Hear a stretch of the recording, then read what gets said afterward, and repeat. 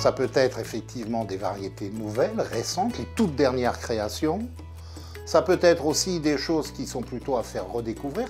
Ça peut être aussi des choses un peu plus différentes qui vont allier à la fois l'aspect historique et à la fois la nouveauté et la création. Et enfin, ça peut être aussi tout simplement des créations qui vont amener de l'émotion, du graphisme, un côté un peu fun à la déco.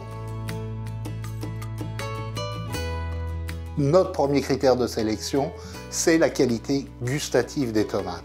Donc, leur goût, leur qualité de chair, et quelque chose de très important pour la tomate, c'est leur taux de sucre.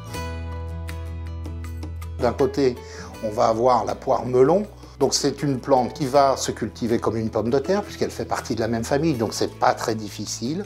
Dont on va récolter les fruits courant septembre. Notre deuxième poire, qui s'appelle la poire de terre, d'ailleurs qu'on appelle yacon dans les épaissines fines, on en trouve sous le nom de yacon. Plante assez dynamique, elle est très proche du topinambour, donc c'est une plante qui va faire 2 mètres de haut quand même au jardin. Sa chair est finement granuleuse comme une poire. La poire, le melon, la pastèque, chacun y trouvera le parfum qu'il préfère. Il fera une floraison blanche de mars à mai, parfumée, comme on connaît bien la qualité de la floraison des citronniers. Et ce qui va être très original, c'est qu'on va avoir des citrons qui vont être effectivement de couleur orange, une peau extérieure orange. Et à l'intérieur, quand on le coupe, on a l'impression d'avoir comme une orange sanguine, vous savez, très marquée de filaments violets.